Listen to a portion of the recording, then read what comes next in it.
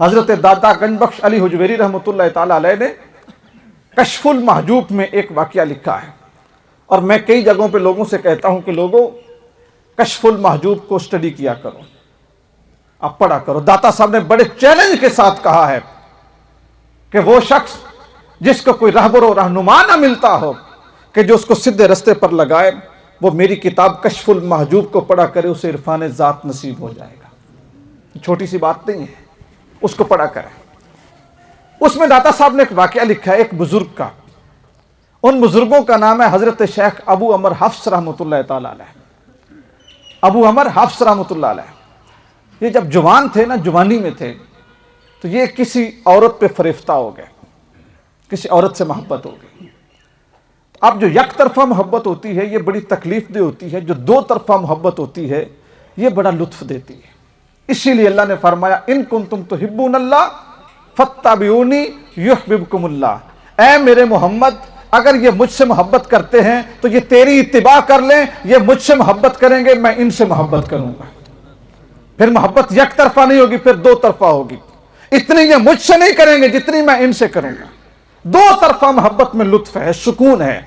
یک طرفہ محبت میں کوئی سکون نہیں ہے۔ ہم دنیا میں اکثریتی محبتیں یک طرفہ کرتے ہیں۔ دنیا داروں سے محبت کرتے ہیں، ان کے مکان دیکھ کے، ان کی گاڑیاں دیکھ کے، ان کے سیکورٹی گارڈ دیکھ کے، ان کے جھنڈے دیکھ کے، ان کے بینر دیکھ کے۔ وہ ہمیں جانتے بھی نہیں ہوتے، وہ ہمیں جانتے بھی نہیں ہوتے۔ ہم محبت کی پہچان کرواتے ہیں ان کے ساتھ تصویریں بنوا کے، ان کے کھانے پکا کے، ان کی خوشامدیں کر کے، ان سے سرخ رنگ کے فیتے کٹوا کے، ان کو اپنی سراندی بٹھا کے، لیکن ان سے پوچھا جیسے جناب یہ کون ہے، وہ کہتے ہیں میں تو نہیں جانتا۔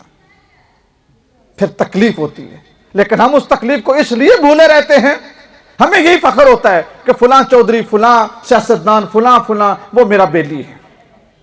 ہمیشہ محبت وہ لطیف ہے جو دونوں طرف سے ہو۔ ابو عمر حفص کو محبت ہو گئی کہ میں وقت بھی دیتا ہوں، سوچتا بھی ہوں، اس کو تحفے بھی بھجواتا ہوں، ساری کوشش کرتا ہوں، لیکن یہ میری بات نہیں سنتی۔ تو یہ جو خناس ہے نا عشق مجازی کا، یہ انسانی دماغ کو مفلوج کر دیتا ہے۔ نہ بندہ باپ کی سنتا ہے، نہ دادا کی سنتا ہے، نہ چاچا کی سنتا ہے، نہ نصیحت کرنے والے کی سنتا ہے، نہ سمجھانے والے کی سنتا ہے، نہ شیخ کی سنتا ہے، نہ مرشد کی سنتا ہے۔ بندہ کہتا ہے آپ کو پتہ جو نہیں ہے، آپ جانتے نہیں ہیں۔ محبت ایسی چیز ہے، محبت ویسی چیز ہے، اس کے پاس لاکھوں دلیلیں ہوتی ہیں۔ تو وہ چل پڑے کسی بندے کے پاس۔ یہ آج بھی آپ دیکھتے ہیں کہ بڑا بزنس چلتا ہے تعویذوں کا اور گنڈوں کا، اور نعوذ باللہ غلط جو عملیات ہیں ان کا، جادو کا، ٹونے کا، جگہ جگہ دیواروں پہ چاکنگ ہوتی ہے، فلاں عامل، فلاں بنگالی، فلاں صاحب، فلاں صاحب، فلاں صاحب، زندگی کی ساری ٹینشنیں ختم، یہ ختم، وہ ختم۔ اگر اتنی ہی وہ ٹینشنیں ختم کر لو نا تو ان کو دیواروں پہ چاکنگ کروا کے آپ کی ٹینشنیں ختم کرنے کی ضرورت نہیں ہے، وہ پہلے اپنی کر لیں، پہلے اپنی کر لیں۔ لیکن یہ دنیا سوچتی نہیں ہے۔ ہماری عورتیں ان کے دروازوں پہ اپنے شوہروں سے چھپ چھپا کے، اپنے بھائیوں سے چھپ چھپا کے، اپنے دیوروں سے چھپ چھپا کے، اپنے جیٹھوں سے چھپ چھپا کے، اپنی ماں سے، اپنے باپ سے، اپنے بھائیوں سے چھپ چھپا کے ان کو ملتی ہیں، میرا خامن میری بات نہیں مانتا، کوئی تعویذ دے دیں، میرا بھائی بات نہیں ماننا، کوئی تعویذ دے رہے ہیں۔ تو یہ کیا ہیں؟ لوگوں کے ایمان خریدنے کے ایک طریقے ہیں، اور آج سے نہیں، صدیوں پرانے ہیں۔ ابو عمر حفص کو کسی نے کہا کہ فلاں جگہ پر نیشا پور میں ایک جادوگر ہے، اس کے پاس چلے جائیں، اور کیا کریں؟ اس جادوگر کے ساتھ جا کے معاملہ شیئر کریں، وہ کوئی تمہیں تعویذ دے گا، کوئی عمل بتائے گا، کوئی ٹونا کرے گا تو تیرا کام ہو جائے گا۔ وہ چلے گئے، عشق کی میں نے بات کی، یہ اندھا کر دیتا ہے، مفلوج کر دیتا ہے۔ چلے گئے اور اس سے کہا کہ بابا میرا کوئی حل نکال، میں تو مر رہا ہوں، میری زندگی خطرے میں ہے، میرا اس کے بغیر گزارا نہیں۔ اس نے کچھ بتیاں رگڑ کے دے دی اور کہا چلے جاؤ، اور 40 دن تک تم نے کوئی نیک کام نہیں کرنا۔ 40 دن تک تم نے کوئی نیک کام نہیں کرنا۔ میرے وہ دوست اس بات کو دھیان سے سنیں جو یہ کہتے ہیں کہ قرآن پڑھتے ہیں تو زبان نہیں چلتی، نماز یاد نہیں ہوتی، فلاں کام اس طرح نہیں ہوتا۔ اللہ کے بندو اب دھیان سے سنو کہ خدا کی رحمت تمہارا کتنا انتظار کرتی ہے۔ تم نے صرف کوشش کرنی ہے۔ وَمَا عَلَيْنَا إِلَّا الْبَلَاغُ، سورہ یاسین کا کلام ہے۔ तुम्हारे जिम्मे पहुंचाना, कोशिश करना, मेहनत करना, नतीजा तुम्हारे जिम्मे नहीं है, नतीजा अल्लाह पर है। जंगे बदर में सरकार ने 313 सहाबा मैदान में खड़े करके कहा, बारी ताला मैं जो कर सकता था मैंने कर दिया, अब नतीजा तेरे पास है। तो इकबाल ने क्या कहा है, फिजाए बद्र पैदा कर फरिश्ते तेरी नुसरत को, उतर सकते हैं गर्दों से कतार अंदर कतार अब भी। मेरे हुजूर ने कहा नतीजा तेरे पास है। अल्लाह ने फरिश्तों से कहा कि फरिश्तों आसमान से उतर जाओ, नसरकुमुल्लाह बिबद्रिन वांतुम अज़िल्ला। मेरे महबूब तुम्हारी तादाद थोड़ी थी, खुदा ने फरिश्तों के साथ तुम्हारी मदद कर दी। तो मैदान बदर में शैतान ने कहा अबू जेल से, उतबा से, सुफियान से, कहा मैं जो देख रहा हूं वो तुम नहीं देख रहे, मैं तो ये दौड़ रहा हूं। अबू अमर हफ्स उस बाबे के पास, बाबे ने बत्तियां रगड़ के दे दी, घर आ गए।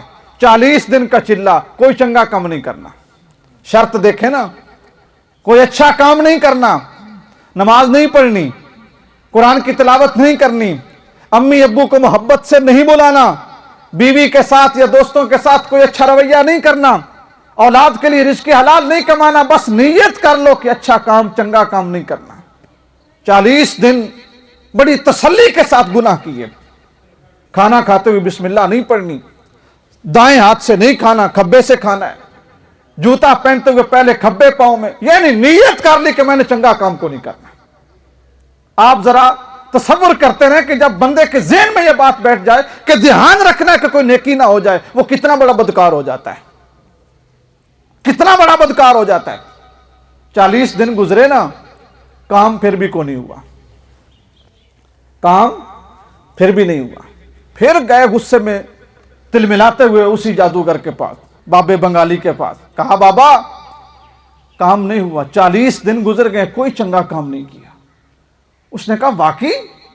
कहा हाँ। उसने कहा नहीं, हम जद्दी पुश्ती ये काम करते आए हैं, हमारा जादू बड़ा पक्का है, हमारा तवीज़ बड़ा पक्का है, सवाल ही पैदा नहीं होता।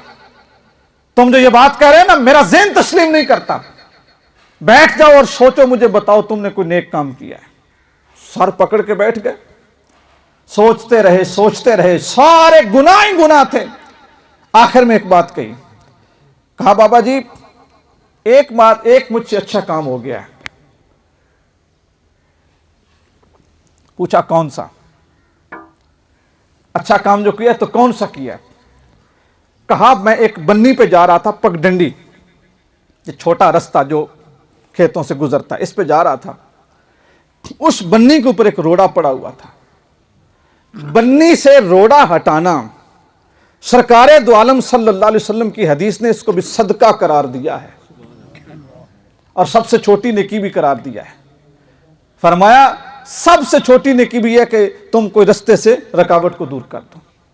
तो कहते हैं मैं जा रहा था तो एक रोड़ा पड़ा हुआ था बन्नी के ऊपर, मैंने पांव की ठोकर से उसको हटा दिया कि रोड़ा है तो किसी को ठोकर ना लगे। नीयत कोई नहीं थी सवाब की, कोई नेकी की नीयत, वैसे हटा दिया बस। उसने कहा फिर मेरी एक बात सुन। उस जोगी ने, जादूगर ने, उसने कहा जवान फिर मेरी एक बात सुन, अब ध्यान से जरा ये सोच कि बन्नी से तुमने एक रोड़ा हटाया, 40 दिन तूने अपने अल्लाह से मुंह मोड़े रखा। तेरा रब कितना रहीम है कि जिसने तेरी एक नेकी को जाया नहीं किया। उस अल्लाह का दरवाजा छोड़ के, उस अल्लाह का घर छोड़ के, उस अल्लाह को सजदा छोड़ के और उस अल्लाह को मोहब्बत छोड़ के दुनिया के पीछे क्या लेते हैं। उस जोगी ने आंखें खोल दी अबू अमर हफ्स की।